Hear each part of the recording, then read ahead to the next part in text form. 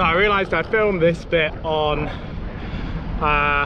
you know, time lapse, so sorry about that. But basically what I was saying was thank you very much to Chris and Becky for a lovely evening. Chris cooked us a delicious lentil dal, which was wonderful. Becky had made me overnight oats for the breakfast, so just extremely kind. And Lottie, cute little Lottie, had very kindly given up her room so that I could sleep in there. So thank you very much to all of you. We had a lovely evening talking, you know, about all sorts really, travel, life, philosophy. It was great. Yeah, stoicism, which I particularly like that. I remember Chris was talking about when we were at university. So yeah, thank you so much. And then I was talking about how Somerset was particularly flat, came towards Cheddar, and I was thinking, don't you dare. And then this geological monstrosity rose out in front of me, and the planes were coming over the top. Sorry about this. The planes were coming over the top, and I thought, well, I know I'm gonna have to go up there. Anyway, climbed up, and then just a lightning descent into Bristol, with Bristol city over to the left of me and the bridge coming into view. It's pretty magic really. So yeah, that was it really. Just a massive thanks to Chris and Becky and Lottie for putting me up, so thank you very much.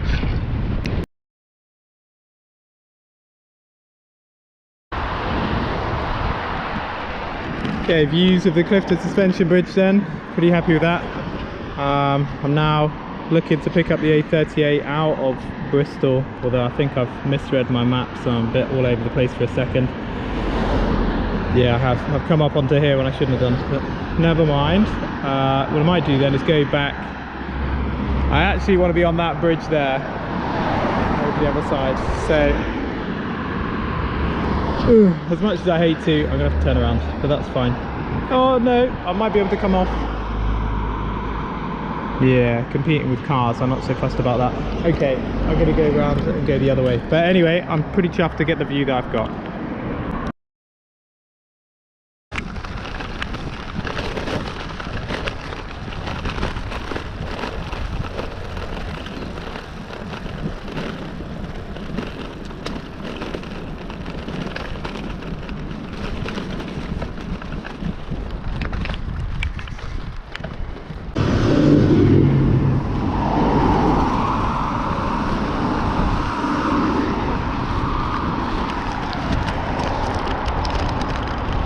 On my way out of Bristol now.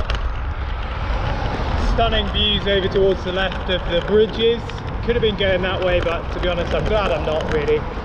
It would have been a novelty.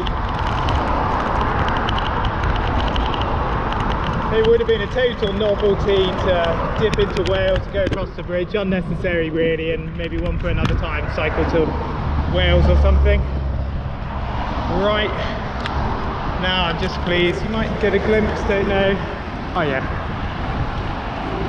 there we go, the road bridges into Wales.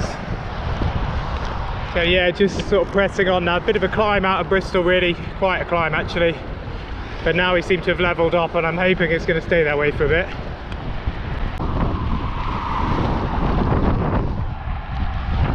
I was just thinking about the A38 and the route that I've chosen. Obviously I chose it because I didn't have my maps on me, because they're on my other phone, and I thought this is nice and easy and I could just bat along. And at times it's been pretty disgusting because of the traffic and, you know, cars trying to squeeze past you and all of that. But actually when I think about it, it's led me across Somerset, along the flat, up over the hills around Cheddar, through Bristol city and that sort of diverse, multicultural, metropolitan sort of heartland, and then out again to the rolling countryside on my way to Gloucester, and that's all one road. So I'm very happy with the choice I made really, and sticking with this. Oh, look at this, rolling out before me. Wow, what a treat.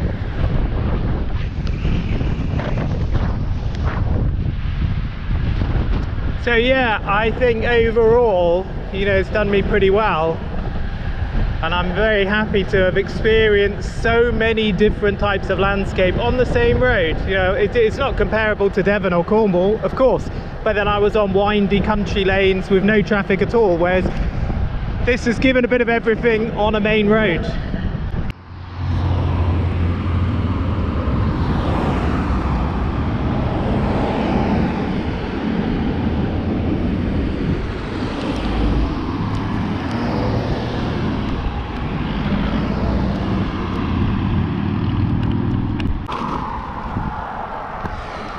Just left Gloucester now, and a couple of spots of rain, so I've done the right thing in putting my phone into its waterproof case. And I'm quite excited because far over to the left you can just about make out the Malvern Hills, so a place that I loved when I was younger, and instilled very much a sense of adventure. So it's a real poignant moment to see those, so I'm very excited for that. Tewkesbury 8:38.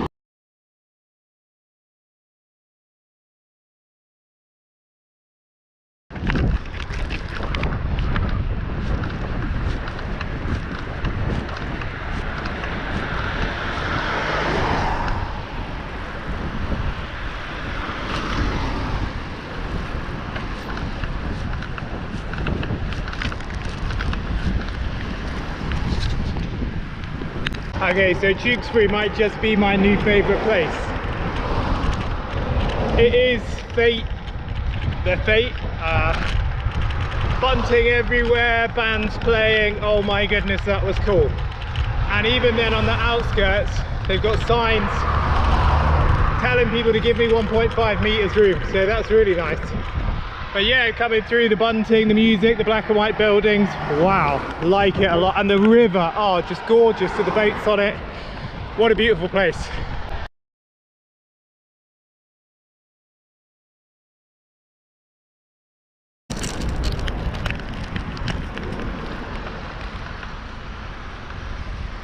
That abbey in there.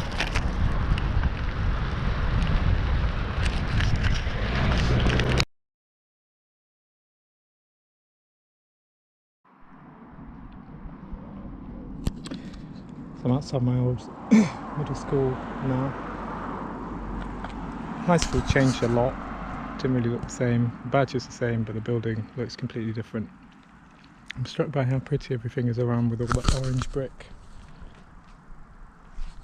It's really nice, and the surrounding areas around the school really pretty, but here we go.